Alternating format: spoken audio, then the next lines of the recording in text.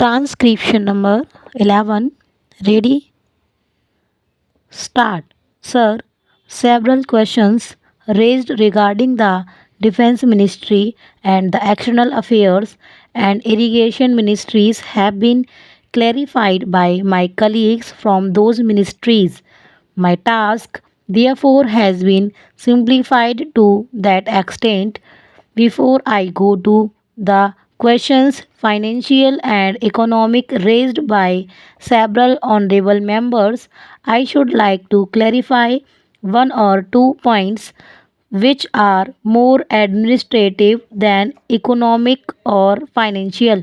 One of them was raised by my honorable friend. He raised the question about the recruitment by the assistant superintendent's departmental competitive examination and particularly about the examination held in 2010.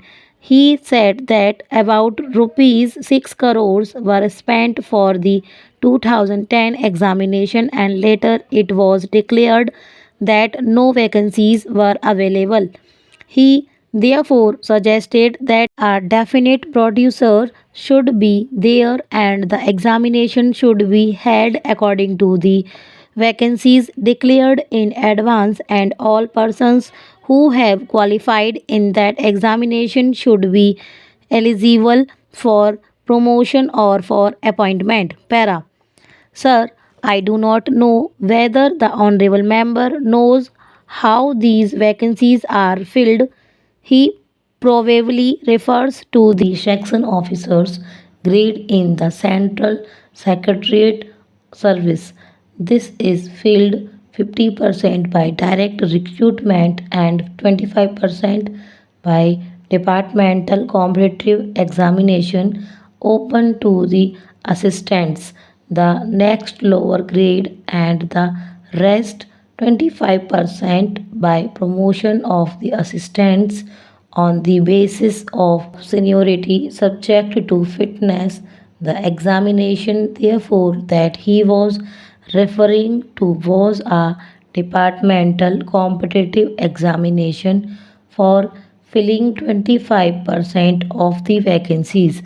It takes about 1 year for the Union Public Service Commission to declare the results of the examination from the time they take up the question of the examination. It is not therefore possible to declare the number of vacancies to be filled in from the very beginning, to declare them just when the results are out is more realistic, and that is what is done. Sir, if the examination is treated as qualifying examination, the number of persons who will thus become eligible for appointment will be quite unrelated to the number of vacancies to be filled in then, and then the very situation which the honorable member wishes to avoid would arise. It would not then be possible to hold any of the examinations at regular intervals, and promotions against this quota would become very fitful.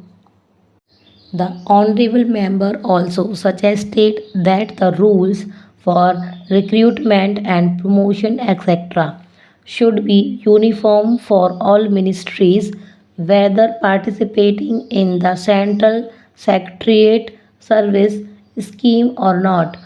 It must be, and this is so except for the Ministry of External Affairs and the Railways.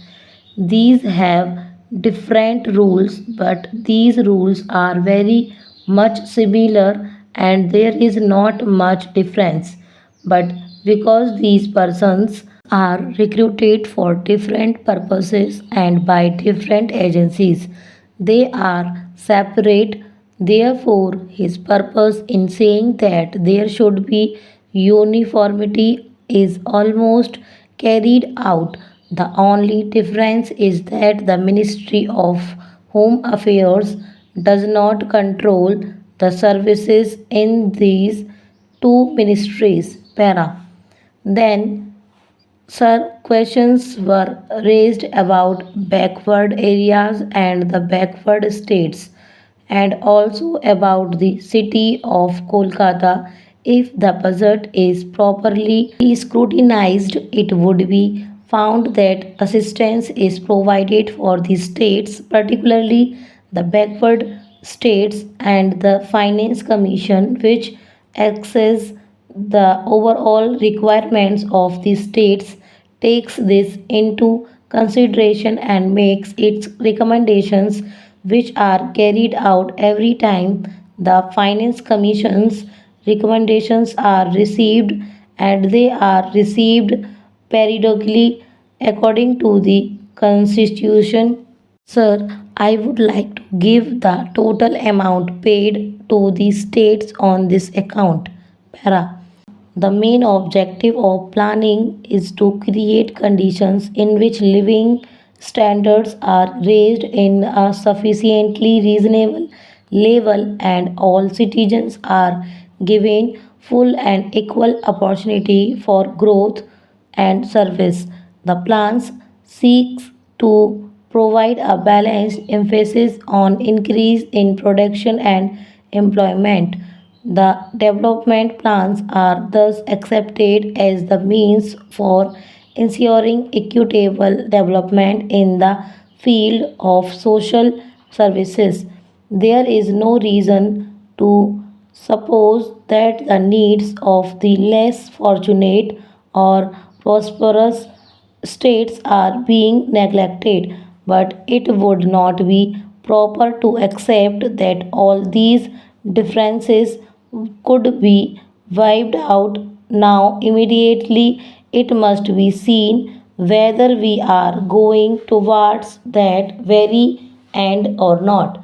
We are deliberately going towards that end, and we hope and trust that in course of time these inequalities would be wiped out, if not completely wiped out, at any rate they would be lessened. My honorable friend complained about inadequate provision included in the plan for meeting the growing requirements of the city of Calcutta, where even the basic services like water supply, sewage disposal, and drainage were not being augmented, and that the central government was not enthusiastic about solving these difficulties.